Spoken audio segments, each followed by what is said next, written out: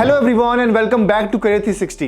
JEE advance का exam तो आपने दे दिया, लेकिन अब आप जानना चाहते हो आईआईटी जोधपुर के बारे में, तो ये वीडियो आपके लिए इंपॉर्टेंट होने वाली है, क्योंकि आज की वीडियो में हम बात करेंगे आईआईटी जोधपुर कट ऑफ के बारे में और साथ ही हम जानेंगे इसके प्लेसमेंट, रैंकिंग और फीस के बारे में। सो मेक श्योर कि वीडियो को आपको एंड तक देखना है। तो सबसे पहले हम बात करते हैं आईआईटी जोधपुर के बारे में और देखते हैं इसकी रैंकिंग को।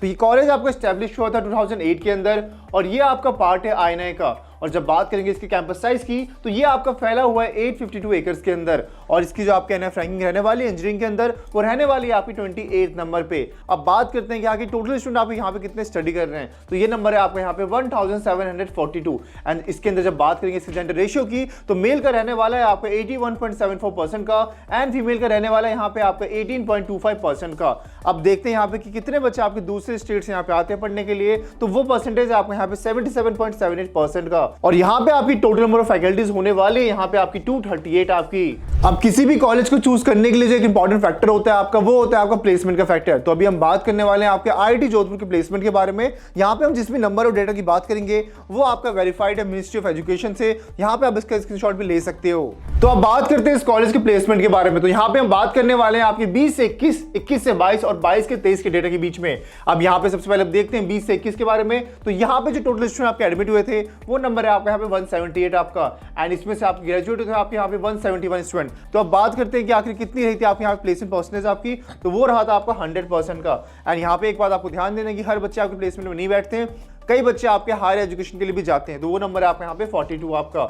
और यहाँ पे जो आपको मीडियन सैलरी रहा था इस साल, वो रहा था यहाँ पे आपका 12 LPA का।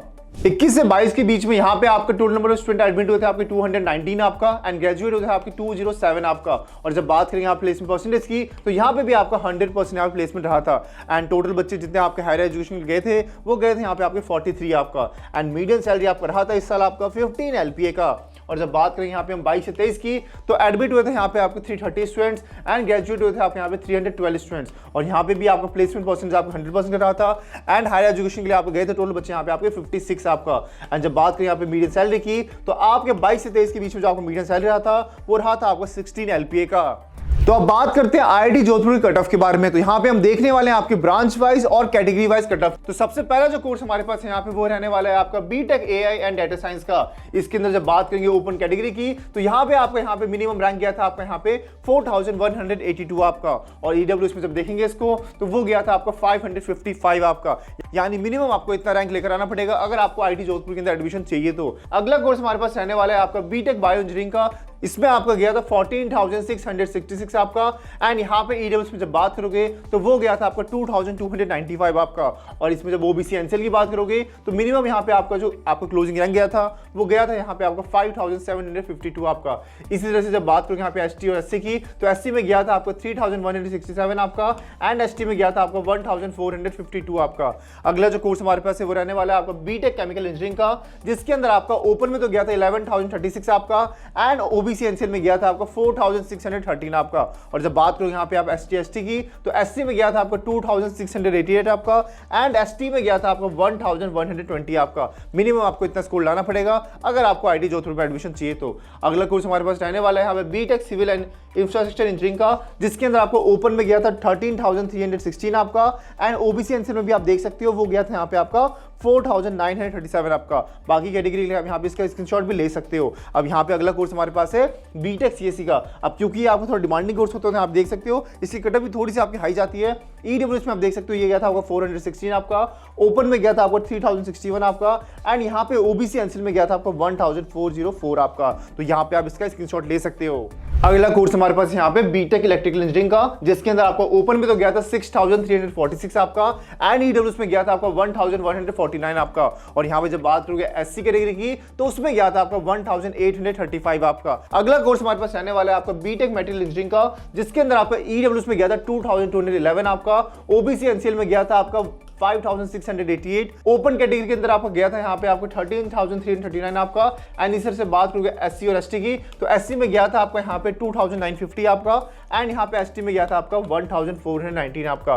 तो यहाँ पे एक बात आपको ध्यान रखना है कि जब भी आप अपने रैंक को चेक करो तो आपको अपनी कैटेगरी वाइज यहाँ पे चेक करना है। अगर आप ओपन से तो आपको ओपन देखना है, ओबीसी एनसीएल से तो आपको यहाँ पे ओबीसी एनसीएल देखना है। अब बात करते हैं हमारे अगले कोर्स की, जो कि रहने वाला है आपका बीटेक मैकेनिकल इंजीनियरिंग का, जिसके अंदर ओपन कैटेगरी में आपको जो रैंक गया था वो गया था आपका 9,488 आपका, ओबीसी एनसीएल में गया था 4105 आपका।